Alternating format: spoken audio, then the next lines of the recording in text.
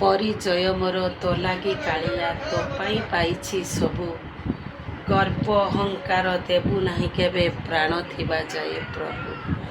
ଜୟ ଜଗନ୍ନାଥ, ଜୟ ଜଗନ୍ନାଥ, ଜୟ ଜଗନ୍ନାଥ। ହେ ପ୍ରଭୁ, ଆଜି ମୋ ଜୀବନର ଦୁଃଖର ଦିନ।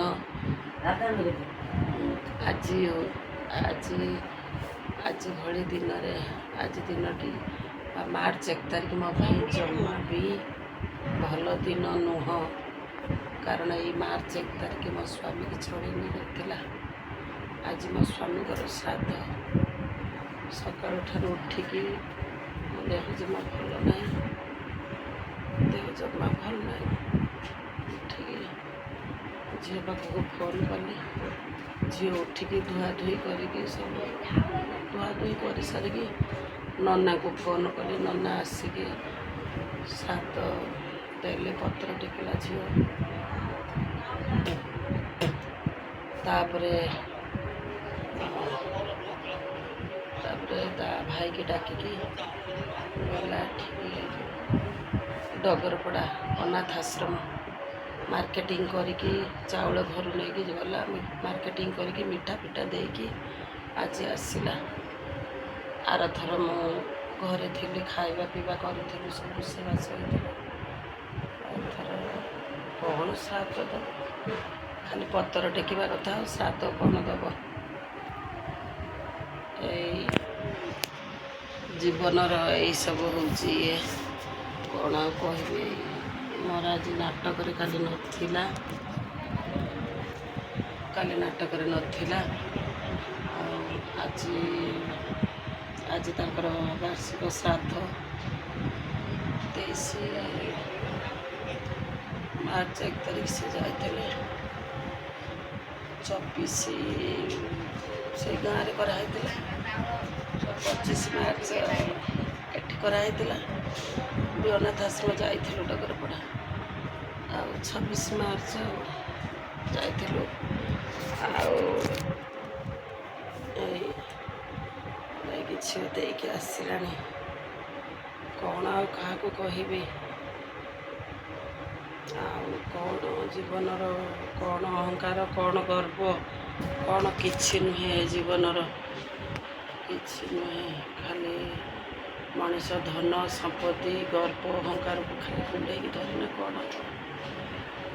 ଯୌବନ ଗର୍ବ ଏସବୁ ରହିବନି। କଥାରେ କହନ୍ତିନି, ରହିନାହିଁ କେହି ରହିବେ ନାହିଁଟି ଭବରଙ୍ଗ ଭୂମି ତଳେ। ସର୍ବେ ନିଜ ନିଜ ଅଭିନୟ ସାରି ବାହୁଡ଼ିବେ କାଳ ପଳେ। ସମସ୍ତଙ୍କ ଅଭିନୟ ସରିଗଲେ ଆମେ ବାହୁଡ଼ିବା।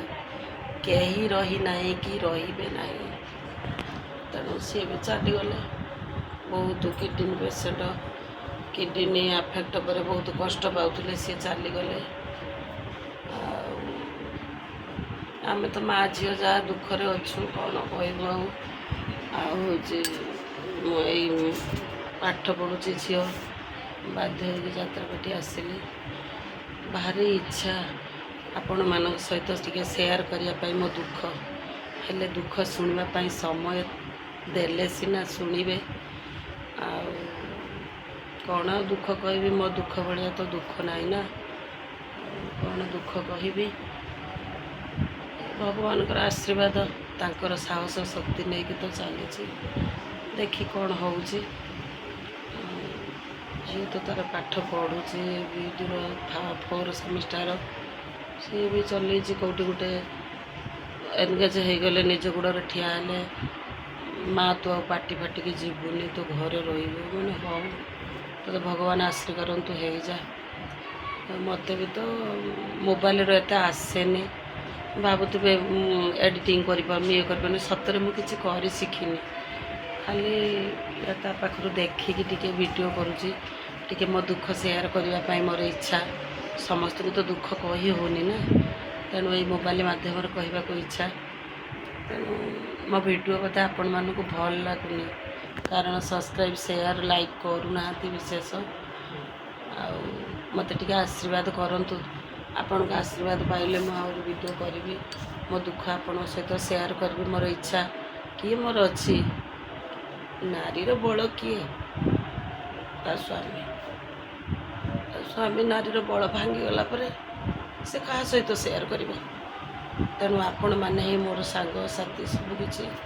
ତେଣୁ ଆପଣମାନଙ୍କ ସହିତ ମୁଁ ଦୁଃଖ ସେୟାର କରିବି ବୋଲି ସବୁବେଳେ ଭାବୁଛି। ତେଣୁ ମୋବାଇଲରେ ଏତେ ମୋତେ ଆସେନି, ଯେତିକି ଆସିଛି ଆପଣମାନଙ୍କୁ ସେୟାର କରୁଛି। ଆପଣ ମୋତେ ଏଇ ଅନ୍ନପୂର୍ଣ୍ଣା ବ୍ଲଗ୍କୁ ଟିକେ ସବସ୍କ୍ରାଇବ୍ ସେୟାର ଲାଇକ୍ କରିଦେବେ। ଆଉ କ'ଣ ଅଧିକ କହିବି, ଆଜି ତାଙ୍କ ଶ୍ରାଦ୍ଧ। ଆଜକୁ 3 ବର୍ଷ ହେଇଗଲା। 23 ମାର୍ଚ୍ଚରୁ 24 ମାର୍ଚ୍ଚ 2024। ଆଜିକୁ 3 ବର୍ଷ ହେଲା ସେ ଚାଲିଗଲେଣି।